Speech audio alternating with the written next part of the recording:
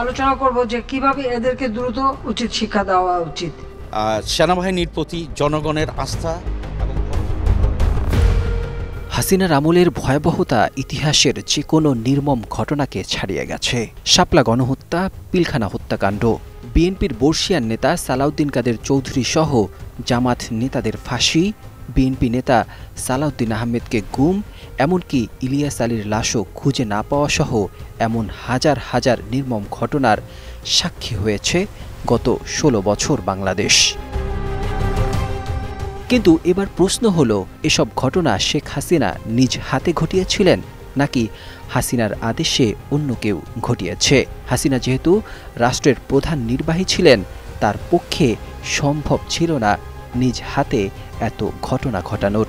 তার সঙ্গে সঙ্গী হয়েছিল সিভিল ও মিলিটারি প্রশাসনের বিভিন্ন উচ্চপদস্থ লোকজন। এদের মধ্যে উল্লেখযোগ্য বাংলাদেশ সেনাবাহিনীর কিছু অসাধু কর্মকর্তা, যাদের প্রত্যক্ষ ও পরোক্ষ মদদে গত ১৬ বছর হাসিনা বাংলায় রাজত্ব করেছেন। যখন যাকে খুশি হত্যা করেছেন, যাকে খুশি গুম করেছেন। সম্প্রতি আন্তর্জাতিক অপরাধ ট্রাইব্যুনাল সেনাবাহিনীর বর্তমান ও সাবেক ২৩ কর্মকর্তাদের বিরুদ্ধে গ্রেফতারি পরোয়ানা জারি করেছে। রেজিস্ট্রারের যে কার্যালয়, সেখানে আপনারা খোঁজ নেবেন, তারা এই গ্রেফতারি পরোয়ানাগুলো যথাস্থানে যথাসময়ে জারি করেছেন এবং এর বাইরেও যে সমস্ত কর্তৃপক্ষের কাছে অবগতির জন্য এই গ্রেফতারি পরোয়ানাগুলোর কপি পাঠানো হয়েছিল, তাদের কাছেও এটা পৌঁছে গেছে বলে আমরা জানতে পেরেছি। কিন্তু এসব কর্মকর্তাদের দেশের সিভিল আদালতের কাছে হস্তান্তর করতে চাইছে না সেনাবাহিনী। সেনা সদর বলছে, এসব অফিসারকে সেনাবাহিনী হেফাজতে নিয়েছে। এই ১৬ জনকে ৮ তারিখেই তাদেরকে আমরা আমাদের একটা সেনা হেফাজতে, যেটা আমরা বলি আর্মি ওন কাস্টডিতে আসার জন্য একটা অর্ডার, যেটাকে আমরা বলি অ্যাটাচমেন্ট অর্ডার, আমরা এটা দিয়েছি। সেনা সদরের এমন বক্তব্যের পরদিনই সরকার প্রজ্ঞাপন দিয়ে ক্যান্টনমেন্টের একটি বাড়িকে সাবজেল ঘোষণা দিয়েছে।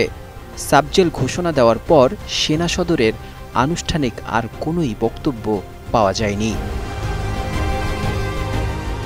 বাহিনীটির এমন বক্তব্যের পর স্বাভাবিকভাবেই আলোচনায় আসছে, তাহলে কি এসব অপরাধীরা স্পেশাল ট্রিটমেন্ট পাচ্ছেন? এসব নিয়ে অনেকেই সমালোচনা করছেন। নেটিজেনরাও বিভিন্নভাবে বিষয়টি নিয়ে আলোচনা করছেন। জাতিসংঘ একই দাবি জানিয়েছে।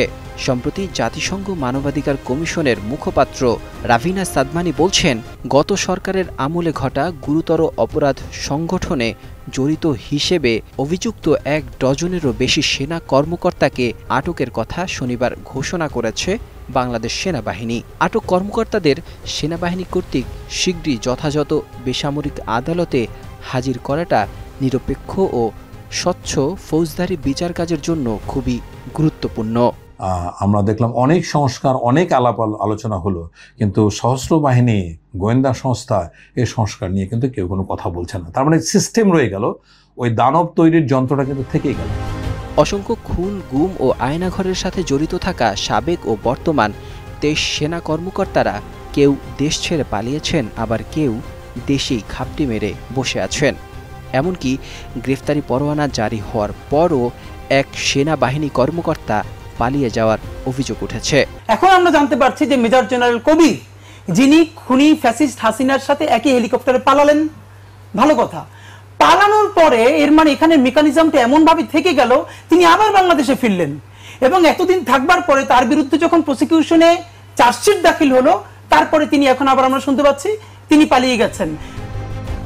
তবে সম্প্রতি এক ব্রিফিংয়ে সেনাবাহিনী জানায়, আন্তর্জাতিক অপরাধ ট্রাইব্যুনাল সামরিক বাহিনীর যেসব কর্মকর্তার বিরুদ্ধে গ্রেফতারি পরোয়ানা জারি করেছে, তার মধ্যে ১৫ জনকে হেফাজতে রাখা হয়েছে।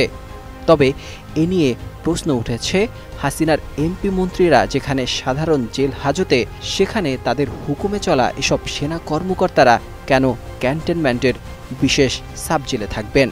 তাহলে কি একই বাংলাদেশে বাস্তবায়িত হচ্ছে দুই আইন?